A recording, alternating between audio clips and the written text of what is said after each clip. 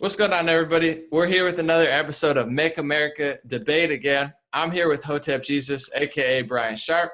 I've been following him for 2 years on Twitter. He's got a lot of good insight, a lot of good wisdom and self-empowerment, as is the Hotep Movement. I'm going to let him get into that as well, because to me, the Hotep, it seems like good vibes and self-empowerment. To others, a lot of haters, a lot of controversy, so to speak. He also got a lot of shine when he was on Fox News and all over the internet for the Starbucks troll. When the SJWs were going ham, he got his free coffee reparations from Starbucks. And recently he got invited to the White House, I guess until he got there with the Turning Point USA Black Summit.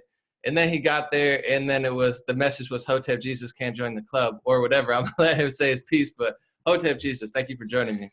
Hey, man, thank you for having me, man. I love the intro, man. Definitely appreciate that. Yes, it's love. It's real. I mean, I've been trying to get you for a minute, but I didn't figure out how to use Zoom for 2 weeks ago. So. Oh, okay. What software are you using? It's Zoom. It's just Zoom you do the record? Okay, nice, yeah. Nice. Hell yeah. Now, I mean, the White House thing or the TPUSA event, I mean, from the very early beginnings of my association with TPUSA, I had some bad vibes. I never expressed them. I was always optimistic about the relationship between Hotep Jesus, the brand, and TPUSA, the corporation. And it just didn't seem like it would ever really fit. I think I'm just a little too different from them. My goals and my views are quite different from theirs. But how this thing sort of unfolded was Monday, the week of the event. The event starts on a Thursday. It was this Monday. I had been hounding Brandon Tatum for some time. People I invited to the White House were sent their invitations at least 2 weeks prior to I had seen anything on my end. So I was getting a bit worried. I was like, wait, hold on. Where's my invite? Right? Like I thought I was getting an invite. And it wasn't coming.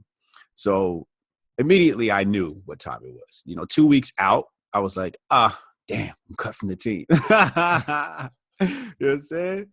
And when Brandon gave me the news on Monday, he said, yo, I got some bad news for you. And I'm like, I already knew what time it was. And I was like, what's up, man?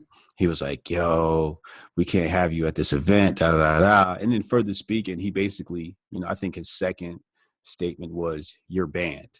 He used that exact term, banned.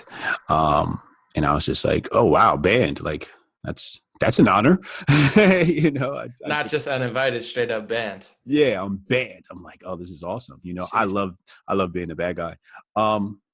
So he ended the conversation off with, I'm going to talk to Charlie Kirk for you.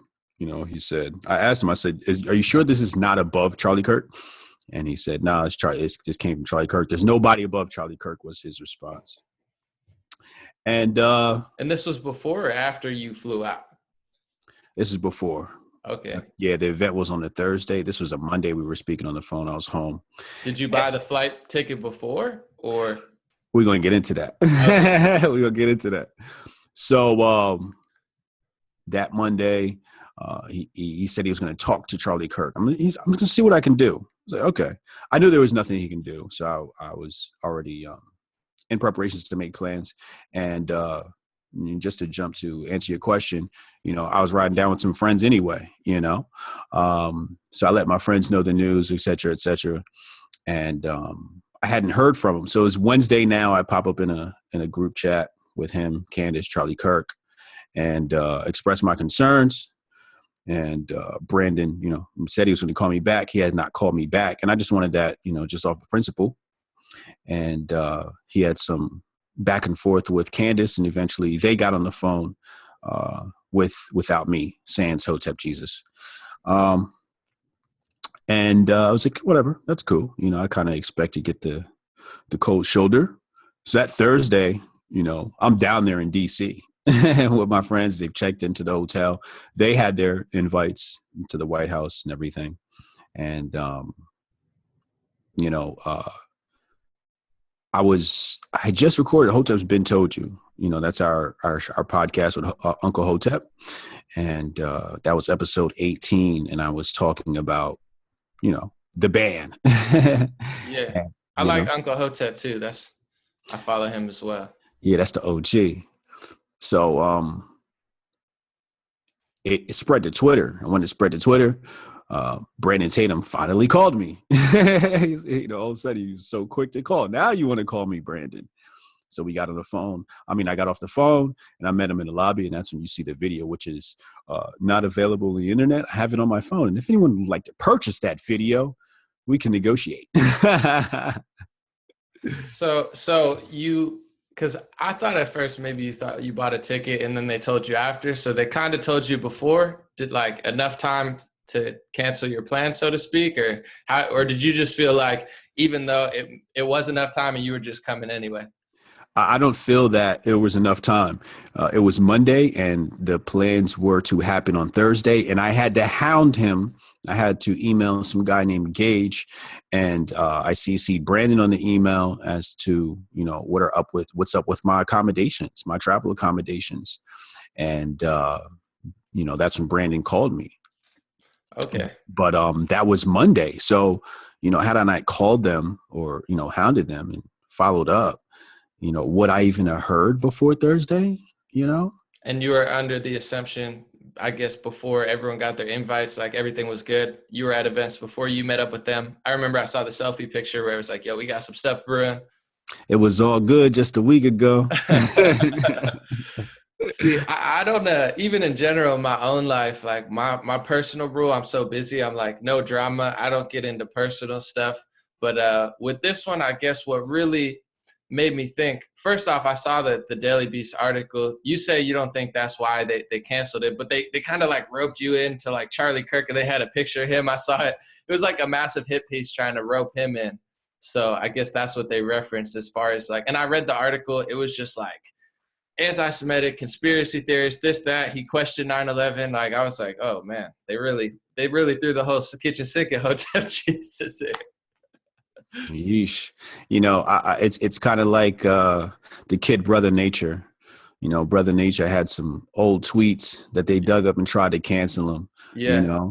And in similar fashion, that's what happens to a lot of personalities where, people take your old tweets and, show them out of context and try to smear you. But I think that just goes to show, how dangerous I am. This week, and I was just telling people, I had a lot of people approach me at the walkaway march, and they were just like, Hotep Jesus, why were you banned? Why were you banned? Like, they all knew me. They all knew about it. Yeah. And I was just saying, I'm the most dangerous black man in America. Wow. That's a statement. Well, I want to say personally, I'll let you get into it too. Well, first of all, I get why maybe the optics or whatever, but it's funny because with them, people try to smear them every day as like white supremacists. Candace, obviously black. Charlie, obviously not a white supremacist, maybe a capitalist, super conservative. I don't think he's a white supremacist. However, they get smeared every day, and then you get smeared, you get kicked out. What really rubbed me the wrong way, I think, is that I follow a lot of black conservatives. Brandon, I'm cool with. Candace, I'm cool with. I helped, get her to that spot, really, like when no one really saw her video, helped share it. She would have got big anyway. She's really smart, so I'm not taking credit. Just like, I'm intertwined with them, so to speak. But with you, I find you outside the box. And these are the people that I personally like the most. Like anybody could say, any black conservative can say, the GDP's up, unemployment's low. Like for sure, that stuff, that's cool, that's real. But like you come at it from a whole different vibe and an angle. So my thought was, and I'm going to let you speak, but I was like, if people are really going to be free thinkers and we're free, what I'm saying, the black community, we're free. Yeah, it's good to get away from the Democrats, but if you're going to only allow one type of black thinker into the White House, that kind of made me feel the wrong way. Because I was like, out of everybody, I kind of wanted to see what you had to say to the president. Yeah, when I think about, I look at this as memory recallers and then creatives. So I think two people have, that I guess, people are more left brained and people are more right brained, and I think that in order to form a team, you need both. You need people that can spit out the facts, but then you need somebody who's going to take those facts and extrapolate something great. Mm. And I look at myself as being obviously on the creative side. I'm in marketing. I look at things and I'm able to strategize and do great things with ideas. And a lot of times the ideas are spawned from knowing the facts. So I pride myself in practicing the daily lifestyle of a memory recaller and just doing a lot of studying. I find that it seems the right and the left prefer the NPC crowd, the people that are just programmed with the facts, so that they can just speak directly from the script. There is no improv. Mm-hmm. And that's what a lot of people fail at, So you'll see a lot of these people, you see their tweets, you can identify them really easily because they just lead with facts. And in marketing, when we talk about, copywriting, when we talk about sales copywriting, we always talk about, how to use facts to sell people things, because when people see facts, they automatically think that you're legitimate, you're authorized, you have some sort of authority, right? Mm-hmm. So that perception allows these people, which I call memory recallers, their power. And the problem is, if they don't work with creatives, we'll be stuck on that script, and that script has a predetermined ending, and that ending doesn't benefit the right or the left. So, when people say free thinkers, and we're dealing with conservative ink, I don't think they want free thinkers. They want NPCs, people that'll read from the script and say, like you said, the GDP numbers and et cetera, et cetera. Republican NPCs, of course, liberals are their own level of NPC, but that's the vibe I got. And, I like to stand up for other people, yourself, others. I like the Trumps, the Kanye's, the revolutionaries, but I read history books, Socrates, they tried to kill him, like MLK, Malcolm X. Everybody tries to kill him or does kill him.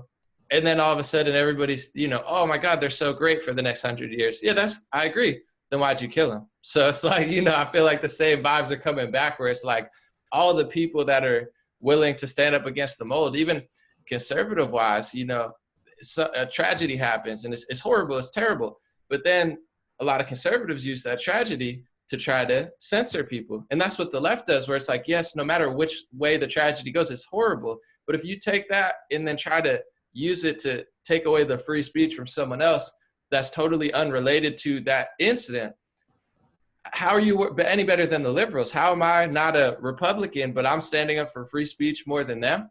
And why do you think they did ban you then? Or what do you think, you said you felt some vibes, like, what is it? Because even for me, the news doesn't talk to me. I got almost 300 million views now. I've helped launch Candace, the Walk Away movement. Brandon's shown love, but I don't, I'm kind of, part of me is like, there could be many reasons that I'm not that concerned with it. Because to be honest, once I hit mainstream media, then the smear pieces come. I don't want them.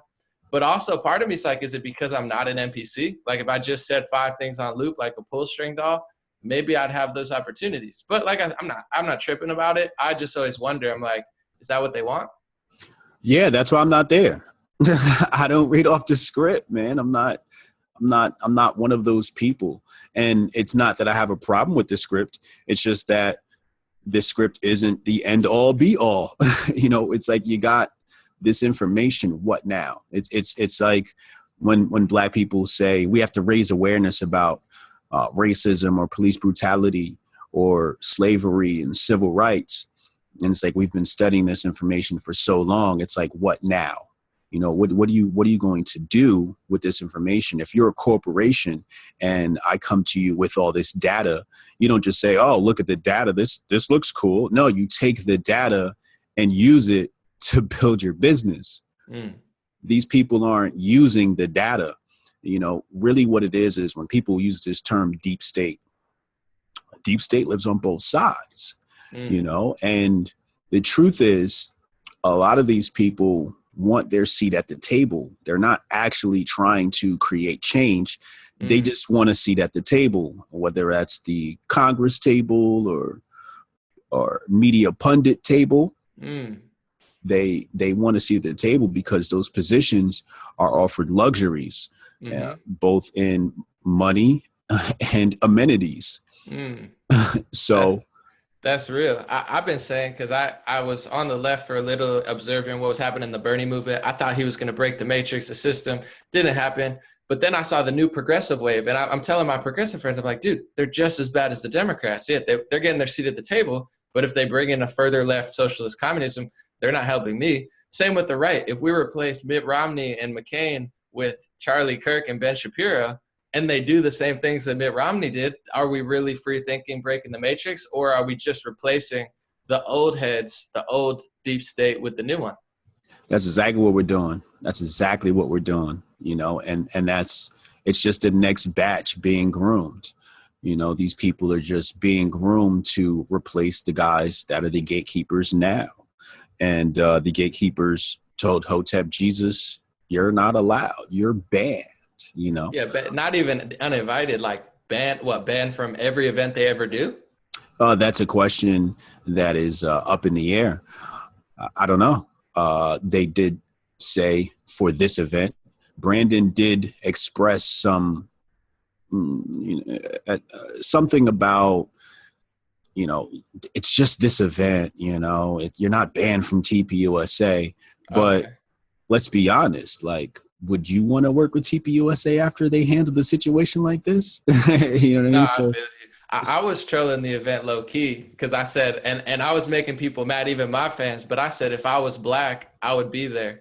And people were like, yo, you're jealous. I was like, no, I'm slightly trolling, joking, but I'm slightly serious. Because, like, for instance, when it comes to Candace, she had 100,000 views. I got her 26 million views. She did it on her own. The video was amazing, but I gave her a launch. She even credits me with that. Since then, I've never been invited to a TPUSA event. You know what I'm saying? Not once. And I basically gave her the, leg up. And I didn't do it to be like, oh, I did it. I did it because the message was dope. I could tell she was a real one. So I'm like, yo, this needs to be heard. So I was trolling the event a little bit too, because I was like, okay, well, now it's identity politics on the right as well. It's a segregated Black summit, and I get the importance of it, but it's like, okay, if we're gonna complain about Harvard doing segregated award shows, then we do a segregated conservative event at the White House, but then we uninvite Hotep Jesus. What are we really doing here? Are we like, and that's a question people don't want me to say, but I'm not mad or angry. I'm just like, I'm stirring the pot a little. I'm like, let's think about it. Because if we go deep state, identity politics, anti-free speech, I might as well just vote for a Michelle Obama then. At this point, why are we even doing this? Yeah, it really motivates me to tell everybody, hold your vote ransom. Don't be red or blue. We're red as far as, so I think there's this divide on the right, and it's, you have conservative Inc. and then you have the conservative people. And I'm with the conservative people, and I believe in many of the things that they believe in. If I were to take one of those tests to identify my political leanings, I'd probably land in the libertarian section. But I think that the left is so far left that the center is now right. Exactly. I'm socially liberal, but I don't even find liberals socially liberal anymore. I find them authoritarian, and I'm fiscally super libertarian. Like, don't steal my money. Stop trying to take things from me. Yeah, I think the left is definitely on the side of fascism at this point, with their media onslaught, their physical onslaught carried out by Antifa, the authorization by Maxine Waters and several other Democrat leaders to call for violence. Eric Holder. You notice how they always get the Black people to do this stuff, right? So you got Eric Holder, the Black guy, and you got Maxine Waters, the Black woman. So if anything has some blowback, it always falls back on Black people.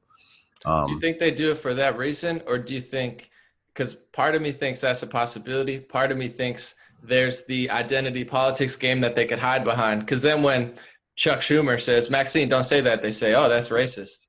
Like, I saw them do that, and I was like, what? Yeah, the identity politics is part of the motive, absolutely.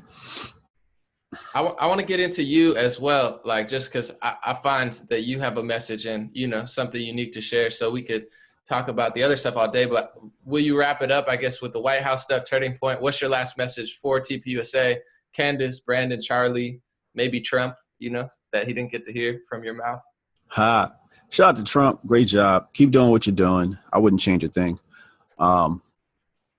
Message for TPUSA. I haven't even thought about them. So I don't, it's like, all my thoughts about them have turned into a focus on me, So, I don't even have like whatever they're doing, just, keep doing it. I think that the congregation of Black folks at the White House was an awesome publicity stunt. It was excellent marketing, and that comes from a marketer. Excellent idea. I think great execution on being able to make that happen, creating the connections to make that happen. I question their motives going forward. I'm a bit concerned for the Black children, or I should say kids. They're not children. Some of them were below the age of 18, but I feel concerned that they are so optimistic about this TPUSA opportunity that they expect more than what they'll actually get. We may not ever see another TPUSA Black event until they need to pull their Black card out. No, I feel you. I try not to get too much drama because I'm like, I'm doing my own thing. I'm in my lane. But, having helped Candace get to where she is, and she would have got to where she is anyway. I'm not but like seeing how it unfolded, I'm like doing my own thing. But when you say question the motives, I question everything. And it's like, I'm trying to balance between like not being petty, not starting drama, but also, like you said, not trying to make a whole movement, swallow everything up if it's not authentic. Because the reason I supported Candace was because it was authentic, it was real. If that loses, I'm going to have to eventually say something. I'm not saying it did. I don't know. You have the inside, but it's like, same with like a Shapiro or someone like, yeah, it's cool, he's doing that. But like, then if you flop the other way and totally try to tank people, I haven't been on the inside, but it's definitely worth questioning because if it's the problem. Candace is a player. She's a cold-hearted player. And, people that question her Blackness can't really see Blackness. I think people that aren't Black can't see the Black in another individual. For example, you could have a Black dude change his entire vernacular in the workplace and appear culturally white, stereotype. And then, they may see him in his element and be surprised, like, oh my God, is that really John? Is that really John Smith that was just in here? No. Candace has that cloaking ability. And I don't think she's changing who she is. What I'm saying is that underneath how she speaks, how she speaks is technically stereotyped as white. And I don't think that's inauthentic. I think that is exactly how she speaks. But what I saw inside her, when I looked at her in her eyes and I met her, she's Black, bro. She's a sister from the hood, and she's a player. You feel me? And she playing this game to win. And she's winning, and she's going to continue to win. I got nothing but love and respect for her. Sometimes I do feel like I'm in the same boat as you, where you give somebody a push and there's no, reach back, I guess you can say. Yeah. But, when you're dealing with a player like Candace that I peeped real early, I knew I wasn't getting the reach back when I supported her. I knew that wasn't coming because I peeped game.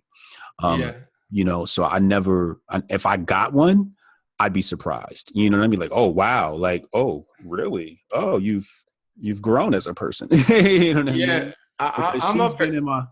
I'm up for grabs with it because, I'll give you an example. I'm a hip hop artist too. I rap. There used to be something called Team Backpack. I met the dude. He's like, yo, your shit's dope. And they had like thousands of rappers going through. So it's like, I'm not tripping like, oh, you're not inviting me to an event. I'm not petty. But if you're working with thousands of people and I don't get the call and literally like the top 2 people there are like fans of mine. They're like, you inspired me to rap, but you can't invite me to an event when you got thousands of people come through. Then I feel a certain way. It's like if TPU, if they're having one event, okay, 50 people at the White House. Yeah, for sure. I'm joking. I'm not black. Yeah, that's kind of like a troll. But then it's like, okay, you're doing thousands of events. It's like at a certain point, man, it's like how low am I on the totem pole? Yeah. But like you said, I'm gonna give it back. When I met her in person, this is like before she had any interviews, anything, and I looked into her eyes. That fire's real. That energy's real. And she told me, I'm not gonna stop till every black person in America is awake. And from that point to now, she's crushing it. And from that point to now, it's been all, in my personal perspective, in a good zone. So like that's why even like I'm not petty. I don't cry. I don't need a pat on the back. So it's like as long as she does good work, I support her, and I think she knows that. And in general, like even with the organizations and stuff, I'm always just watching. You know, that's all it is. It's all love. But I see that fire. But it's like, okay, I see where I'm at. I'm like 10,000 down. Nah, it's not that you're 10,000 down. You're not 10,000 up. You know. So here's the thing, and this is part of being a player in the game. And in order to be a player in the game, you have to follow. This is one of the rules, right? So I'm going to give you the rule, and the rule is you never reach back. You never ever reach back. You always reach up. You know, you want to deal with people that are above you, and that's it. You know, they don't. It's like you know, I think a lot of the times it comes with the fear of losing your spot. You know, is coming along with that sentiment. And some of it is, you know, just sharing the spotlight. So losing your spot is one thing, but sharing the spotlight, you know, in order to do this, you have to keep the spotlight on yourself. And you see that a lot with Diddy. You know, Diddy's always, you know, made his artists share their spotlight with him. Yeah. You know, Got the ad libs on the ad libs. Yeah. He's in the back. Yeah. You know, so, you know, when you're on top, you know, you can make people below you share their spotlight, you know, but you never share your spotlight with them. You always share your spotlight with people above you. And that's just kind of one of the rules to the game. You have a few people that are able to break that rule because they're just so great at what they do. But for the most part, you know, I think that's from they don't have an abundance mentality. They have a fear-based mentality. People that play that rule, you know, they're so afraid, and every move they make is from a fear vibration, and they just, you know, they're just scared, man. You know, that's how scared people move. Yes, it's at the end of the day, it's all love. Like I always wanted to be at my particular role. I've always felt underrated, but now that I'm actually there, I'm like, you know, I was kind of slacking. But overall, I want to be that person who could give love to people and build people as opposed to take. And I'm not a politician. I'm not coming for the top spot. So, you know, to each their own, somebody's got to do it. So it's all love at the end of the day. It's like different strokes for different folks. You know, we're in our lanes. That's my lane. I'm trying to spread the energy, the vibes, and be that person that a lot of people aren't. And I appreciate, and you know, I think hopefully people appreciate that I always reach back. I remember every person who kind of gave me a leg up, even if it was here to here to here, and I'm never going to forget them. But, you know, maybe that's when I was, and that makes you you. Yeah, when I was working for 50, I got my homie in there. He was working behind me. He was working a little bit on video and I think just, you know, some general business development stuff. And then, you know, I had a whole street team I put together. You know, I got my homies, you know, checks, you know, just from participating in marketing executions, you know, but I've always, you know, no matter what, I've always just pulled people up with me. And I think that's, you know, what gives people like me a stronger foundation. You know, you might shoot straight to the top, but if there's no foundation, you're going to fall and you're going to hit rock bottom.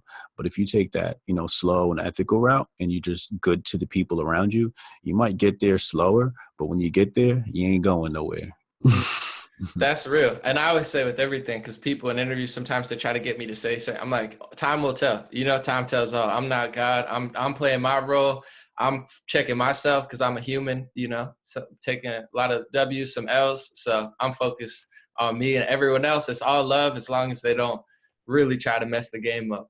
On that note, I want to talk about you and just like the Hotep movement, because following, I seen some of the bad press. Mostly I see the good because I just don't pay attention to like everyone, like the media and other people, they have such a weirdo minds. They skew everything all weirdo. And I'm like, that's what you saw? Like, I saw the same thing as you. That's what you saw. To each their own. But when I saw Hotep, I saw you, Uncle Hotep, others. I saw self-empowerment. I saw good energy. I saw health. I saw, you know what I'm saying? Health, wealth. These are things like, I was like, what are people so mad at? So what does Hotep actually mean? That's what I saw in it. Yeah, so Hotep, the term people say comes from ancient Egypt, and the term is often defined as peace. My homie Shaka Atmos would say it means satisfaction. From my research, Hotep has many meanings. Sometimes it could mean to rest. The symbol is a diamond standing vertically over a line. And that's a symbol for Hotep. Hotep for us was about revamping and removing the rust from something that was great. So when we think about Hotep, we think about leaders like Marcus Garvey and the UNIA and the RBG flag and Pan-Africanism. And just it's so the Black community is divided between victors and victims. So we would look at the conscious community as being the victors and the left being the victims. And for a while, you know, we have stories of Marcus Garvey coming to America, being thrown in jail, being kicked out the country. And from his own testament, all of that was led by Black people here in America on the left, working for organizations like the NAACP. Wow, really? Yeah, absolutely. So we have been fighting this battle for over a century here in America, just within the Black community, to get our things correct. The conscious community, you know, you can see glimpses of the conscious community in 90s rap, early 90s rap. And you see it with Tupac when he was with Digital Underground. He had his dashiki on. You can see it with Queen Latifah, her headdress, and so on and so forth. But it was very conscious. And what happened was the conscious community, I felt in my own way, lost its way in some aspects. And I felt like this thing needs to be upgraded by people who understand the stock market and people who understand technology and marketing and branding, and just turning this thing from something that is almost fallen to the liberal side. It has fallen to the side of, you know, just complaining about white people or just complaining or just a lot of arguing. And I felt like, you know, the number one thing to help Black people right now would be number one, health. So we spent, you know, over 4 or 5 years campaigning, probably longer than that. We have several people still campaigning that line, like our president Hotep Dubes. He, you know, every summer you see him with a garden. So we talk about, you know, empowering the physical body through health and wellness and exercise, so on and so forth. But then the other aspect is, you know, empowering your pockets, you know, understanding economics, because when you make political decisions, that's going to affect your economy. So we teach economics, and then on top of economics is finance and the stock market. Lastly, saving, et cetera, et cetera. You can get Stop Being Poor by Dubes, who's a 2-time author of Hotep Nation. But, you know, that's just what it's been about for us, you know, focusing on the health and wellness, but then also teaching the economics and finance. I know Marcus Garvey had a quote, something along the lines of, you know, we freed our bodies, but, you know, if our mind's imprisoned, you know, if we haven't freed our minds, then similar stuff. That's sad that it's been 80 years and we're still fighting that same battle that he was trying to fight. Why do you think this sounds to me? That's what I saw when I looked at your Twitter.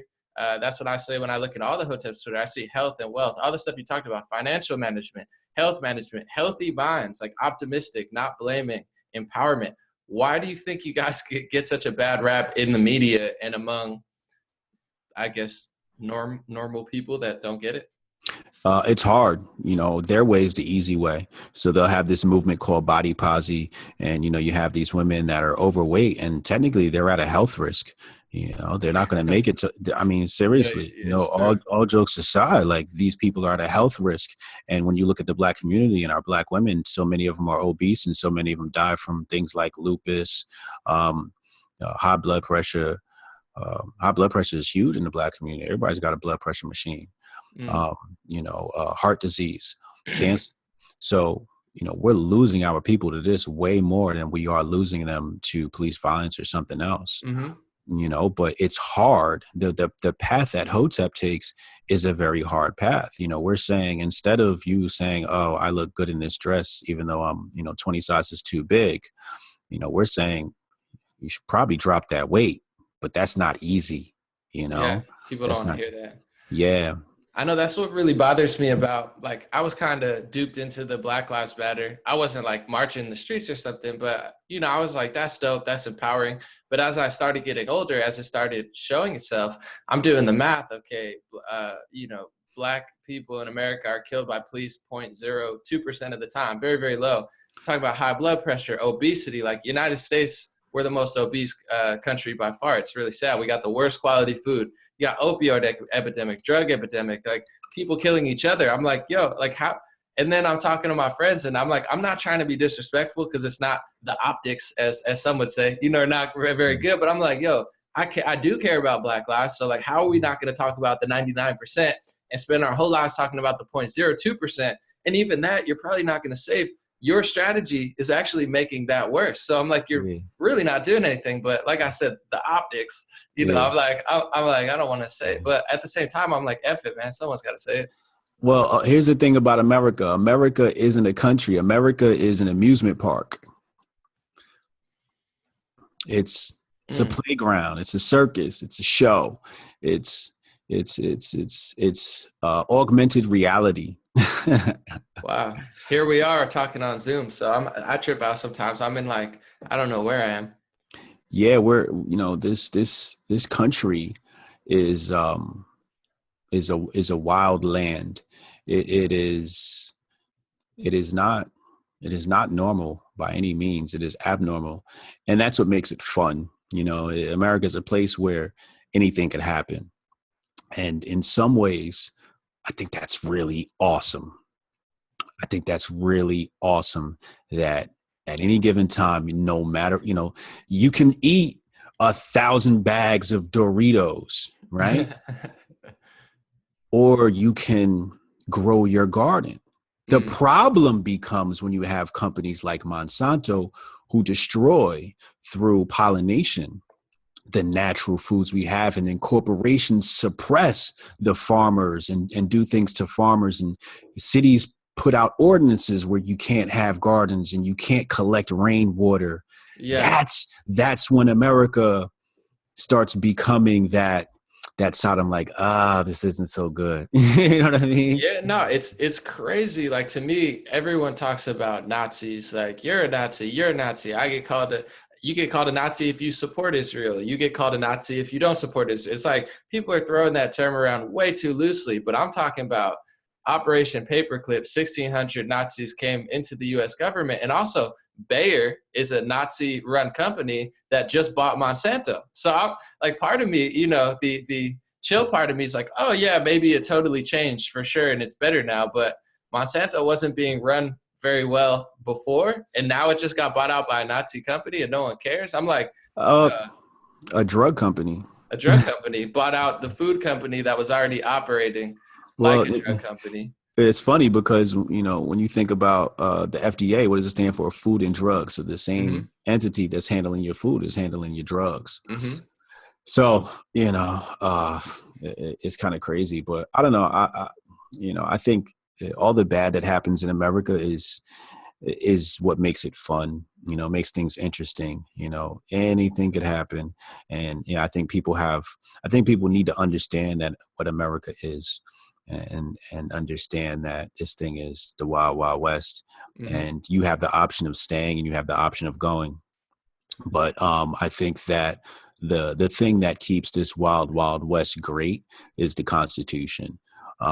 Freedom of speech, and, freedom to associate, assemble, freedom to have your gun. I think that they did a good job putting together some sort of parameters to follow. I think when we start adding amendments, we start having issues. Yeah, I feel you. I guess what really bothers me about the modern day left is that, like you're talking, anything is possible. You listen to motivational speakers in any community, the best ones.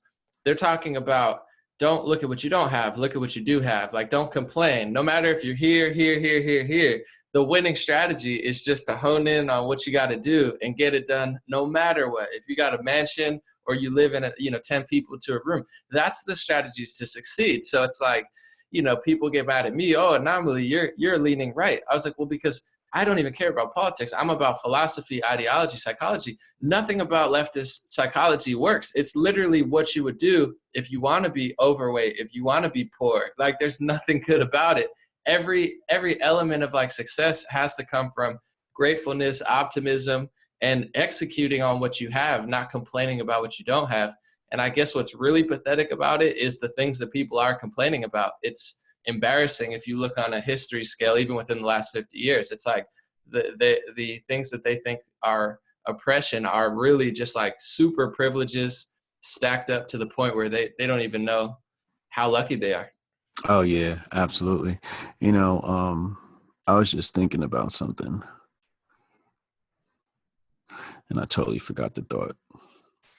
It's all good. Um, You nah, talk go about ahead. the Constitution. I know. How concerned are you with free speech? Because I mean, it's cool, and like internet stuff is a little weird. You not getting invited to the White House is a little weird, but I don't want to see that fall. And I think the internet owns so much that it is a question now. If you get kicked off everything, like Alex Jones, for instance, he was talking about CNN was going to plant something on themselves. He was talking about that like a month ago. They kick him off social media. Something like that happens. Now he's not around to talk about it. Like, no matter how unpopular or mean it might seem to other people, I want to hear it. It's an insult to my intellect to say, nah, you can't even consider that or listen to that. So it's like, how concerned are you with free speech here? It looks like it's going down.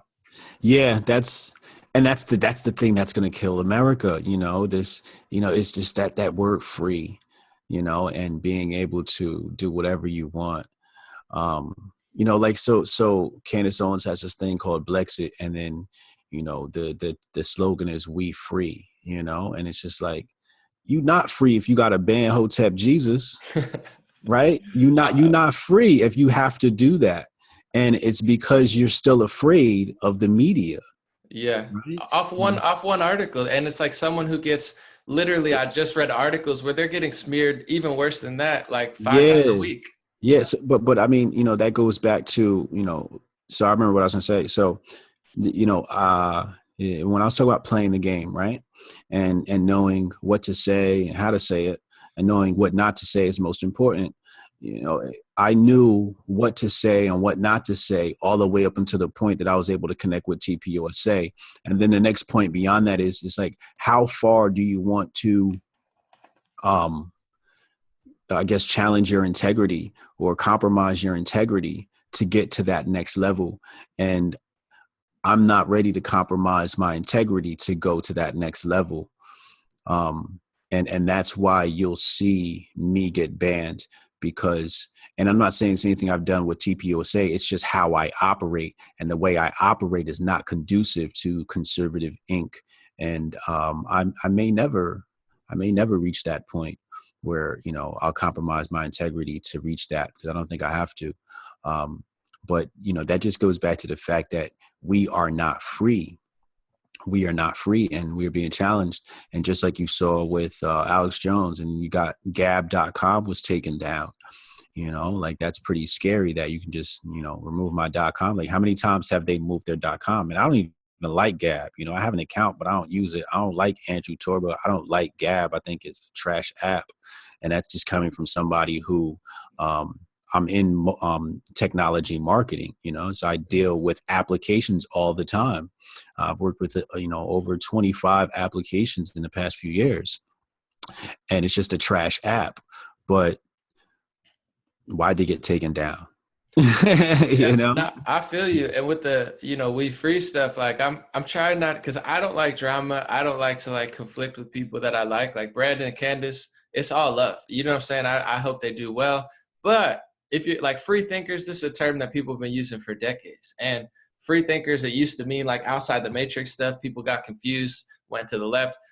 It doesn't mean, free thinkers does not mean being a black conservative that says the 5 things that Mitt Romney or Ben Shapiro would say. Like, that's not a free thinker. Free thinkers are getting banned from social media, banned from the White House. So I find it's like, it's all love. Yeah, it's a great launch. It's a great movement. But if you're going to take black Americans from here in this box and put them in that box, yeah, that's maybe progress. The right wing box, probably better than the left wing box, but it's not true freedom. It's not true free thinkers. And that's why I reached out to you. That's why I, was throwing some support on Twitter. Cause it's like, man, out of everybody there, I don't really know that many other people. I've been on their platforms, but a lot of them are interchangeable.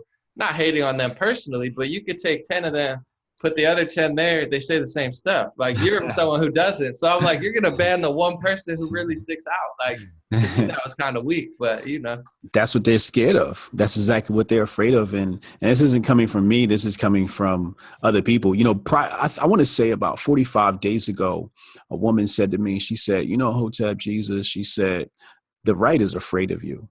And I said, you think so? She's like, yeah, they're afraid of you. I don't think, she's like, there's a reason that she said, you should be a lot more popular than you are. They should have taken you and like really propelled you, and they haven't. And she's like, I think that's indicative of they're afraid of you, and she's not the only person to say that. And, I've had those inclinations in the past as well. But I think it's exactly what you said. Those guys are interchangeable, and that's what they want. They just want same cookie cutter shit over and over again. They don't want nobody stepping outside the box, because stepping outside the box is unpredictable. When we talk about business, a lot of the moves you make, this is the problem I've had with marketing clients, period, is they always want to do something where the outcome is predictable. They never want to do the things that are unpredictable. And often you find progress is found in the things, serious progress is found in the things that you do that are unpredictable. Mm-hmm. And Hotep Jesus and Hotep Nation have made moves that were pretty much all unpredictable, that have put us in the position we are today. No, I feel you. Look at the Starbucks thing, unpredictability. It's a risk. That's a risk you take. You know what I mean? Popping up at TPUSA, right? They didn't predict that. They didn't expect that. They thought Hotep Jesus was going to be home, and we pulled it off and we banned him. And it's like unpredictable, right? And then what happens? We oh shit, he's here. Send Brandon down to talk to him. I run down and I talk to Brandon. And guess what? I'm secretly recording the conversation. Unpredictable. You see what I'm saying? And without that video, are me and you talking right now? Nah, because you really don't have nothing to really back me with your heart, But once you see that, it was like with your own eyes. Yeah, because I like Brandon, but it was like them admitting that they didn't give you enough time and they were kind of fading you for a while. Where I'm like, regardless of how you feel, who you agree with, like real person to real person, you got to give someone time. Like, you can't fade back and then be like, oh yeah, no, you can't come. Like, so it's like, he kind of this isn't enough time. So then I'm like, I'm at least going to talk about it. I want to say also, you might have to do a lot yourself. I know for me, I have almost 300 million views now. Things have started rolling the ball. I edit all my own videos. I do my own marketing. I do my own management. It's not because I'm not a team player. I'm a great team player. It's because no one wants to work with me. No one wants to have me on the news. No one wants to do this. There's a lot of people, they say, oh my God, this went viral. I made it go viral. It had 3 million views. I got videos with 18 million views. I'm never on the news going viral. And I'm launching the biggest people, the Walkaway Movement, Candace. I helped launch both of them. But I don't, it's all good because I'm not Tom. Power and stuff, but it's like in general, I think certain people and certain things, like, we're not NPCs. We are unpredictable, and we're not like, they don't, the Starbucks thing, it was cool. It was funny.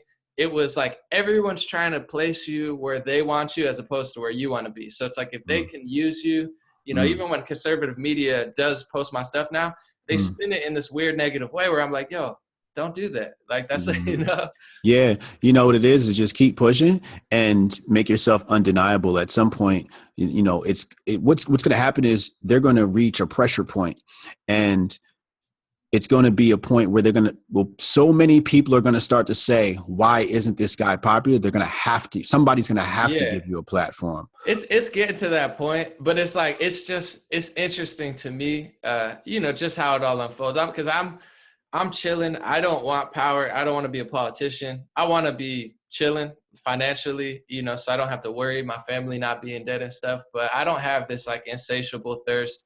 I honestly, the more I get into it, the more I just want to stack up and get away. Yeah, yeah. I'm the opposite. I want power and I want to be a politician. You know what I mean? I'm just gonna do it my way. I feel you. So on that note, see, I'm not coming for the top spot. I'm vibing. We'll see how it goes out. Yeah, the thing What is that's that dichotomy. You see, the world needs people like me that want the power and the politics, and then the world needs people like you that don't want that stuff, that have that humble life. And then when me and you work together, that's where you have the explosion of just greatness. It's all about everyone plays their lane. That's why at the end of the day, regardless of what people do, my like highest level, I still don't care because that's them. You're you, I'm me, and I wouldn't change it for the world. That's why we're where we are. And if everyone was the same, it wouldn't be easy to level up quickly. On Right. that note, since you say you do want to be a politician, what's your goal and what's your message? Like what for the world, for the country? Um, love, love. I want to teach love and teach it through actions. And I think that when you have power and when you have the ability to hold office, it's a great platform because you have so many eyes to teach so many people. And I feel like if I can teach people love, everything will handle itself. But people don't know how to love, and they don't know how to be loved. So, I think that when you're in a position of power, you get so much love. And I think if I can demonstrate to people how you handle that love and how you handle hate and then transmute that energy into love, Mm. God gonna take care of the rest. That sounds good. And I think the big problem is a lot of the love talk is on the left, but they're very weak and naive and foolish. Whereas if somebody that was more libertarian minded brings that love, you don't see that a lot. And maybe that's why I'm drawn to you as opposed to other people, because you're outside that loop. You have that zone where it's like you can bring that energy without being like, hey, let's open the borders and bring 20,000 people through in a caravan. Like, it's like you don't see that in politics. It's either like, we love everybody. Like, let's just bring like half of the Middle East over. It's like, let's research a little bit before we do that. How come you think that is? I mean, somebody died this morning in that caravan at the Mexico border. Yeah, they had a shootout or I don't know, shootout, but they were fighting with Mexican authorities. Yeah, that's not love. If the border in America was closed, those people don't take that trip. You know how many people die making that trip year in and year out? You know how many women are raped taking that trip year in, year out? I believe if we had a wall and there was no hope of making that trip, those countries would be forced to fix that problem themselves.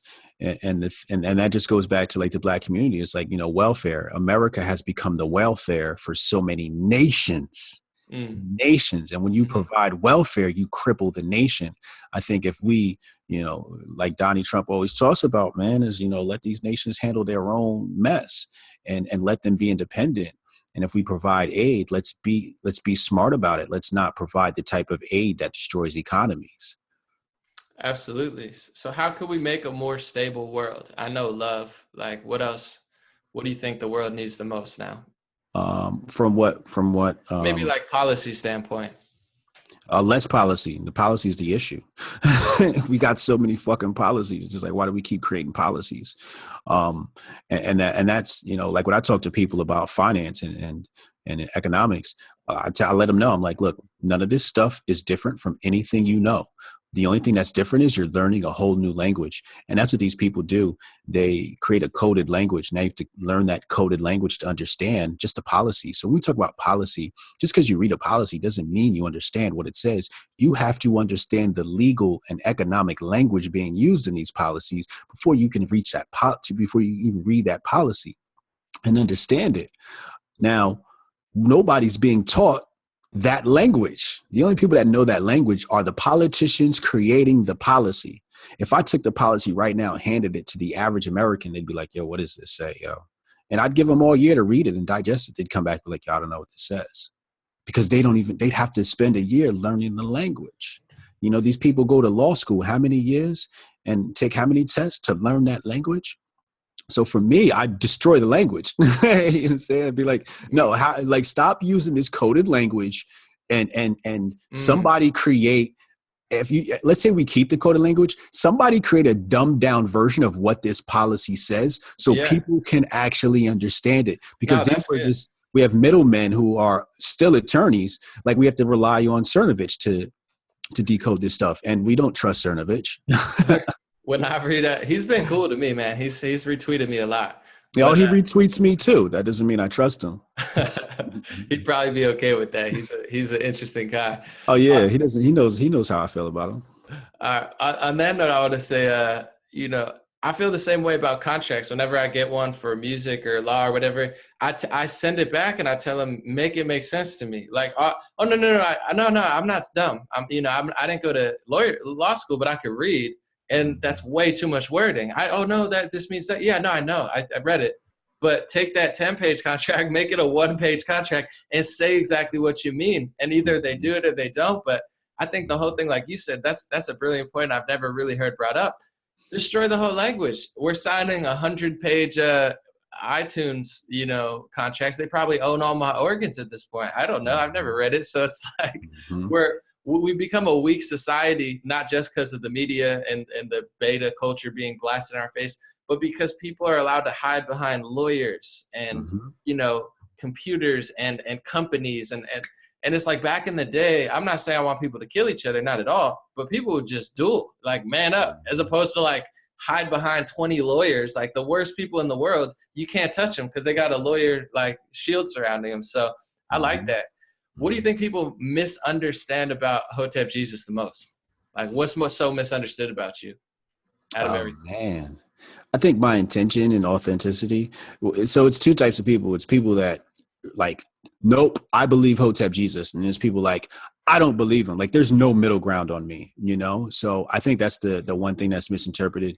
Some people put me through this conservative purity test, which, often I don't pass. And then you have some people who believe that I'm pretending to be right. And the truth is, that's the truth. I'm not right wing. I'm right wing as a mercenary for hire. And I've said that before. I'm not necessarily team conservative. I'm team conservative on contract. When this thing expires, I'm still Hotep at the end of the day. Like, it's Hotep above all else. But what I see is a civil war fighting. And I see that if the right loses, Hotep loses, Black people lose, we all lose. So I'm like, you know what? I got to put my own preconceived notions and my own thoughts and ideas aside for a moment and say, hold up. We got to help out in this fight. So you're not faking the funk. Like for me too, because I always say I'm like more like peace, love, positivity. I mean, I have fun and stuff too, but like people are like, oh, you're faking, but I feel the same way. I'm not faking the funk to ride the wave. I see it as like, if they lose, we lose the core values of America that used to be liberal. If I was faking the funk, I wouldn't be down with TPUSA. I mean, if I was faking the funk, I would be down with TPUSA. I think that being banned proves my authenticity. So you said you like being the villain. Why do you say that? You ever hear that quote? It says, live long enough to see a hero die as a villain or something like that. It sounds familiar. It's from the Batman movie. It says, live long enough to become the villain. You either die a hero or live long enough to see yourself become the villain. And, I feel like, and often when I watch movies, I look at the villains and I'm like, hey, he was actually the good guy. It's often, you see a lot of movies and cartoons and stuff like that. But I feel like if you're not the bad guy, then technically you're the bad guys, because what the media does is it's a flip, right? So the media have you believing the bad guys are the good guys and the good guys are the bad guys. So if the media says Hotep Jesus is a bad guy, that really means I'm a good guy. So that's why I'm like, yo, I'm a bad guy. I got you. Yeah, that's my one of my favorite quotes ever. But the X quote where he says, you know, the media has the power to make the hero look like the villain and the villain look like the hero. That's power. They control the minds of the masses. In my opinion, one of the best quotes ever. And I mean, it's just so obvious with like nowadays it's an overdrive with Twitter, Google, Facebook have joined the media circus and they're ruthless, 100% in one direction. And I find that direction totally off-putting. Yeah, yeah. I mean, you know, look at me aligning myself with white nationalists and white people on the right. You know, that doesn't make me a hero to my people. You know, and I know it makes me look like a bad guy, but sometimes, you know, you have to become the bad guy to do good things. So although my people might not understand the moves I'm making, they got to understand in 10 years it's going to make sense. Do you consider yourself like, what's your number one, I guess, identity as far as your Hotep Jesus, you're yourself? Do you fight for America? Do you fight for Black Americans? Do you fight for Black Americans worldwide? Do you fight for Hoteps? Like, what do you consider your biggest team I don't fight, I create. or Um, create? yeah, I try not to fight, I create. And then, you know, so, you know, in Twitter, I create jokes, you know, I give people good laughs, you know. But it's for all people, man. You know, I'm spiritual before anything else. I come from a spiritual system that believes that before you are the physical body, you are a spiritual body, and that spiritual body has no race, ethnicity, and none of that stuff. It doesn't come with any of these earthly things. So I believe on that first. And if I believe that everyone is of spiritual essence first, and we're all the same, right? We're all one. So, you know, if I want my soul to go to heaven, so to speak, right? I have to do all the good I can for everybody in the world. I can't be selfish. There's just this one earthly thing that gives me a responsibility, and it is the fact that I was born Black or African in America or a native to America. But it's the fact that I do have an obligation to my people, and if Black people don't fight for Black people will die. And we're at the bottom of the totem pole globally. So, and also going back to like sports and everything else and, you know, cartoons, I'm always down for the underdog. So it's like right now I'm playing for the underdog team. You know what I'm saying? No, absolutely. So I feel like if we're gonna do anything, you know, it's this old spiritual quote. It's like, if you allow the lowest of people to, you know, be oppressed, then you're next. You know what I'm saying? So I feel like we got to work with people who are actually oppressed. And I ain't talking about Black Americans. I'm talking about globally in South America where they're dealing with racism, etc. Yeah, no. I think if the media wasn't so divisive, you know, the far right would be cool with that. And even like the far left, like I think a lot of it is chaos drawn. Like people, you say, oh my God, you're aligning with that person. I'll go to the furthest left and I'll sit with Antifa and the biggest white nationalist, have a cup of tea. And I guarantee we can see eye to eye on some things unless they're a complete psychopath. But I can't be myself anymore because I'll get demonized. If I'm sitting with Antifa, right wing's going to do. If I sit with a white nationalist or whatever, or a supremacist, then I'm going to get, my whole life's going to be ruined. But that's who I am. And Daryl Davis, he was a jazz player, Black jazz player. He had the most KKK members quit by being so cool that they were like, oh shit, I'm not racist no more. Cause like, I like him better than white people, but people don't want these vibes. They want the division. I want to say on that note too, do you think like I'm part Puerto Rican, I'm Italian. I guess a lot of people don't think I'm white, so I don't get a lot of the white America blunt, but I do find it interesting that like if you're Black and you support Black interests, that's cool. And it should be, I don't care. If you're Jewish, you support Jewish interests, that's cool. But if you're white and you support white interests, all of a sudden you're a white supremacist. Do you find that that's gonna backfire for white people? Or do you think it's necessary for people to equal out? How do you feel about that? It's necessary for the powers that be to keep their game going. Yeah, I find like I'm okay because, like I said, I could kind of vibe in, and people don't know what ethnicity I am, so I'm chilling. But you know, for my fellow white people, I see the way it's going. It's like when you're old, you're supposed to get treated nicely, but it's like you're an old white man. It's like, man, he worked in a factory for 40 years. Now you're gonna blame like the Nina, the Pinta, the Santa Maria on him. Like that's my grandfather. Like, so I'm like in a weird spot, but you know, I ease in on it because I know how the media plays. You say one or two things, as you know, whether you're joking, whether you're not, or whether there's some element of truth, but it's not maybe politically correct to say, you know, the whole media is trying to ruin you like instantaneously. And I've been blessed to not have that happen. But if it does, I don't think it will. I'm going to not be very happy about it, or I'm going to be happy and I'm going to be like, okay, you want to play this game? Now I'm going to dissect that whole piece. But Yo, what you got to do is get yourself a good woman and make sure you don't get me too. As long as you don't do that, you know what I'm saying? As long as you don't get me too, or you got no drug issues, you know what I mean? Just keep your hands clean, man. Leave these girls alone. I've been single for too long. So in general, I'm not a rapist. Well, I don't touch drug me. anyone, but I'm sure, to be honest, even I always say it all the time, I'm sure there's several women who are probably not happy with me and don't like my politics. Like I'm positive of it, because like how would you not? But I bring it back to this guy in Arizona, Republican. He had 6 of his 9 siblings, I believe, campaign against him for the Democrat because they're so far liberal. So I'm thinking, if you could have 6 of your siblings, your blood related siblings, campaign against you, there's no chance the whole world's going to get Me Too'd. Yeah. We got to change the political correctness. We have, because there's no going back from this. Like Jimmy Kimmel, you know, he's like, but in 2 years, he's just going to be another white man and he's next. So it's like, it's a whole downward spiral where it's like, oh yeah, we love you because you're black. Oh, you're a guy, you raped me. You're like, no, I didn't. So it's like, they'll find a way, unless you're like a paraplegic, like like just super literal victim. It's an L for everybody. Yeah. Better keep your nose clean. You know what I mean? Vet these women before you even meet them. You know what I mean? I feel it, but I'm not gonna.